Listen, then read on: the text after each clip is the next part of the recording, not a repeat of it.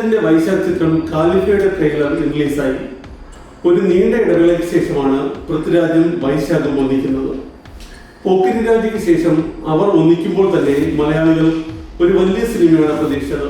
കാരണം വൈശാഖിന്റെ തുടരെയുള്ള സിനിമകളെല്ലാം വലിയ വലിയ ക്യാൻവാസിലുള്ള സിനിമകൾ തന്നെയായിരുന്നു. ഇവിടെയും മറിച്ചല്ല. ട്രെയിലറിൽ പൃഥ്വിരാജ് തട്ട് പൊളിപ്പനായിട്ടുണ്ട്, ഒരു സ്മഗ്ലറായിട്ട്.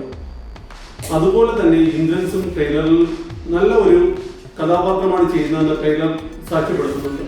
ജെയ്ക്സ് വിജയുടെ മ്യൂസിക്കാണ് ഈ ചിത്രത്തിൽ വീണ്ടും നമ്മൾ കേൾക്കാൻ പോകുന്നത്. അടുപ്പിച്ച് ഹിറ്റുകൾ മാത്രം തരുന്ന ജെയ്ക്സ് വിജോയ് ഇതിലും നമുക്കൊരു നല്ല ഹിറ്റും പാട്ടുകൾ തരും എന്നതിന് സംശയം വേണ്ട. ചമൻ ചാക്കോയുടെ എഡിറ്റിങ്ങും ജോമോന്റെ ക്യാമറയും കൂടി ആകുമ്പോൾ സിനിമ വേറൊരു ലെവലിലേക്ക് നമ്മളെ കൊണ്ടെത്തിക്കും എന്നത് ഉറപ്പാണ്.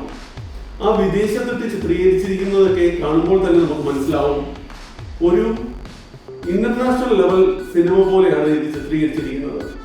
അത്രയ്ക്ക് മനോഹരമാണ് ഇതിലെ സീനുകൾ ഓരോന്ന് കാണുന്നത്. കാരണം സംവിധായകനും അത്രയും മിടുക്കനാണ്. അമീർ അലി എന്ന പൃഥ്വിരാജിന്റെ ഇതിലെ കഥാപാത്രം നമുക്ക് മറക്കാനാവാത്ത ഒരു നല്ല കഥാപാത്രം തന്നെയായിരിക്കും.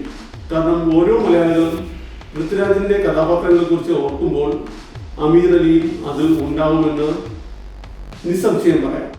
ഒരു നല്ല സിനിമ പ്രതീക്ഷിച്ചുകൊണ്ട് നമുക്ക് ഈ സിനിമയുടെ റിലീസിനെ കാത്തിരിക്കാം.